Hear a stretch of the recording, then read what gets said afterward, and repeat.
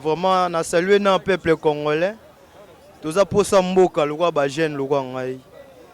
Premièrement, tout tombola na lokumu ya ba koko ya l'esprit ekufa.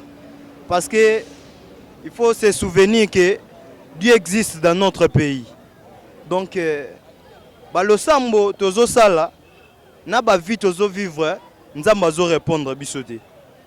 Pourquoi? Parce que caractère na biso nano eza bien te to bungi na culture to ko ebate culture ni to ko vivre. Tozo ebate éducation nini obiso to ko ki ko apprendre to tiango na chemin. Premièrement so bakangi zinote o eza ki ngabwa bizina masanga. Donc vraiment ba jeune ba repenser sous bien te.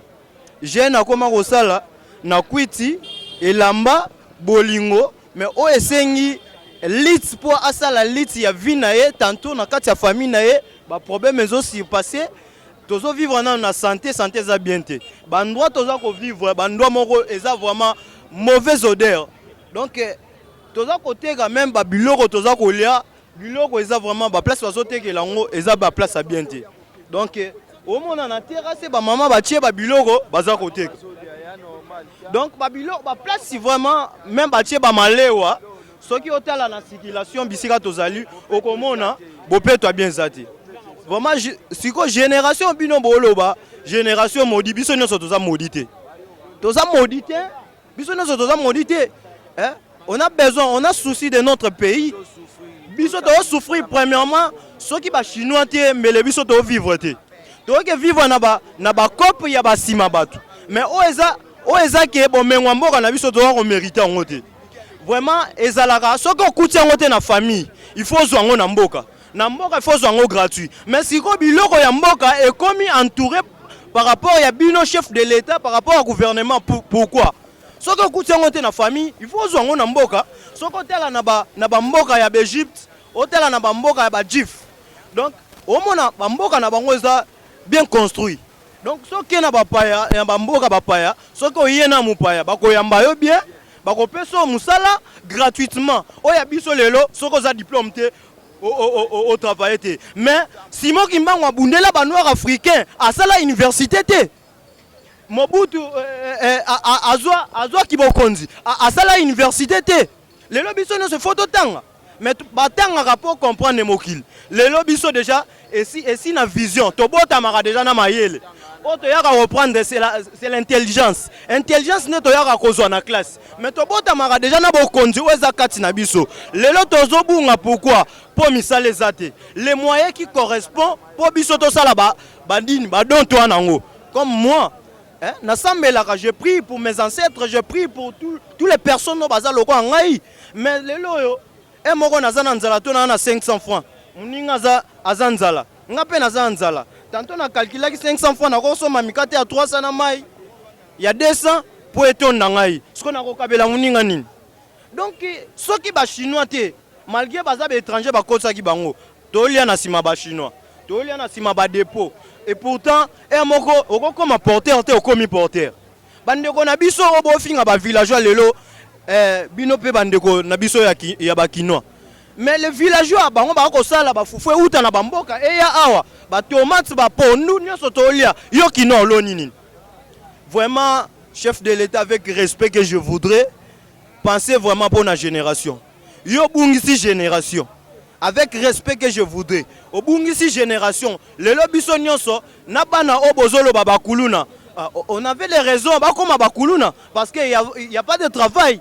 On avait des raisons comme Bakuluna parce que misala ezate siko tango atika kuluna po kuluna ezape cop nyonso ezakop yo komi lelo président ezakop yo salaki pour bénéficier quelque chose ndumba pe asala cop pour bénéficier quelque chose après tout nyonso obizo to luka okoma journaliste okoma président okoma tout ezakop mais yebake ozako bosisa batu ba ya ki mission vio to ya ki mission Vio eza de vie. Kobosa na teke lelo soki okufi okende na vie mususu police mususu emona. Nzamba kobimisa ba nouveau génération na ba nouveau pasteur ya bien. O lelo ekomi pasteur poko ma pasteur il faut simba numéro qui n'est pas nganga. na bangamba komo luka bakomo leka na be mission ba bengisa na ba passer ba kezwa kisi na ba chance mais ba chance ngo pe okende kozwa ngo na kati ya culture ya coutume ya mboka na biso Congo et komo futa mbongo siko eloko nini weza gratuit pour biso to bénéficier ba congolais toza identité te mais na ngola sokei bango no so bazaka identifier biso identité na we like ça naza congolais zate lokwa nde na alo baboye boko qualifier nga pe étranger mais naza étranger te mais lelo ekomi kaka trois nations oyo ezalaka compter baluba bakongo na so batetela na bangala siko yango ka balobaka mais ba o bakomi ayi to komi ayi bekolo mususu soloba yo muyaka yo oloba boye yo musuku yo oloba boye yo mumbala yo donc ekomi kaka ba nations ezo régner soki 3 boye soki 4 hein c'est pas souffrance à lelo en tout cas surtout pour na ba jeune nazo comprendre te bon tozo ebate soki eza fin du monde ou comment génération lelo en tout cas eza génération sacrifiée to comment bon ngana mitunaka est-ce que biso ba jeune tokoko bénéficier ata na jeunesse na biso te na mboka oyo tant que toza ba congolais bon na oyo etali kuluna ngana lobaka ke eza incompétence ya ba dirigeant na biso parce que un président de la République to chef d'état-major to institution na biso ya mboka bakoki kolemba na kuluna te na mboka oyo exemple moke nalingi napesa parce que nabetaki mwa tour moke na Bandunduville namoni général moko ya mwasi aye wana après 3 mois kuluna na Bandundu esili o tozaki tolali tolamuki babwaki ebembe tolali tolamuki babomi mutu moko mais tant que mwasi wana ye atie mobeko na kati ya mboka tomoni ke kuluna esili bon na kati ya Kinshasa ville munene boyi esika ba institution nyonso evandi mais kuluna ezo se augmenter plus donc tozo comprendre te en tout cas mboka eza prena na kao mboka eza pena na pasi jeunesse ezo se retrouver te en tout cas pas eleki makasi ndeko na ngai bonjour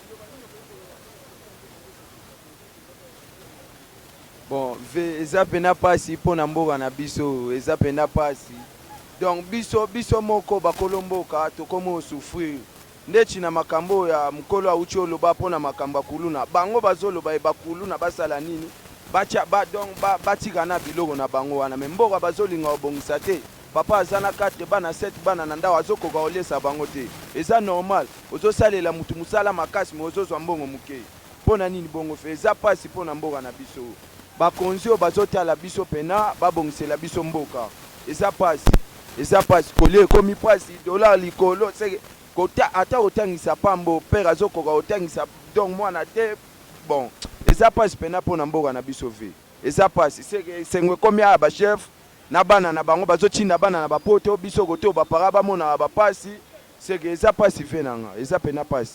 Merci mwana mboka.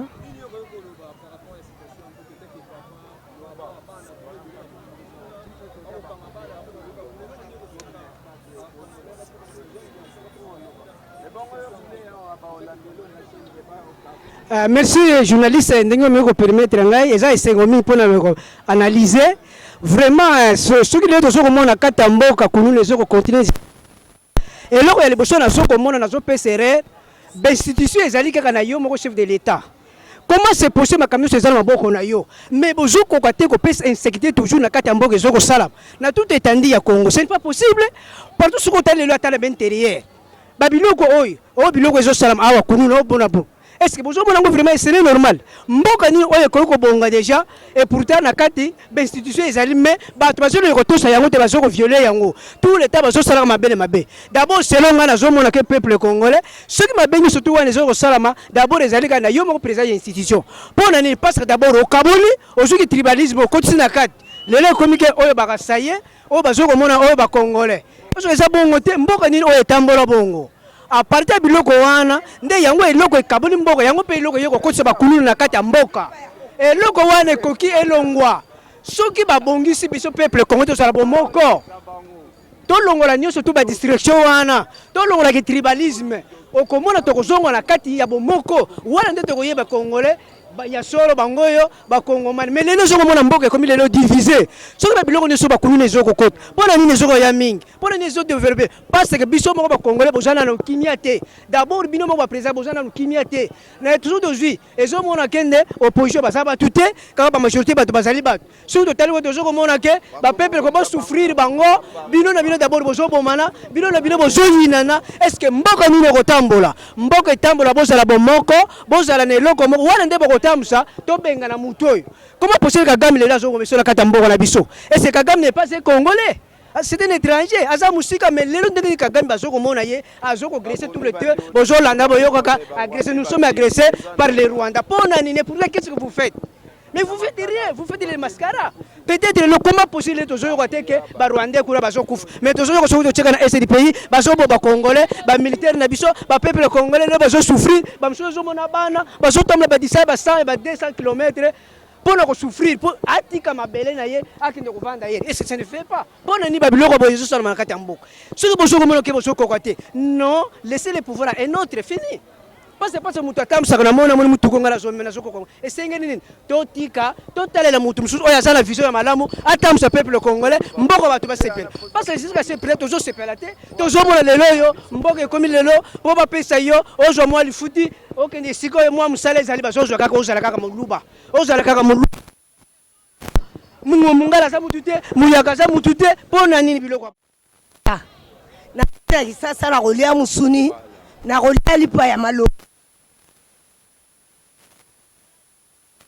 ngata mayati na no tuna sukali 500 ngala zana 200 na mkilio balia kangote biso to yeba mbongo bandaka na 50 makuta bazolia ngoti mati suko to okenda ko suka wapi biso no soto koma bakonzi na modelo mafusuka ndenge na lipa boy zanga mayati zanga ji akopale koma 100 fois 1000 fois oyo tokoki kosomba 100 fois 1500 sikonga lezoli alipa koka boy boye te tolingi boye te changement te soki bokoki te botika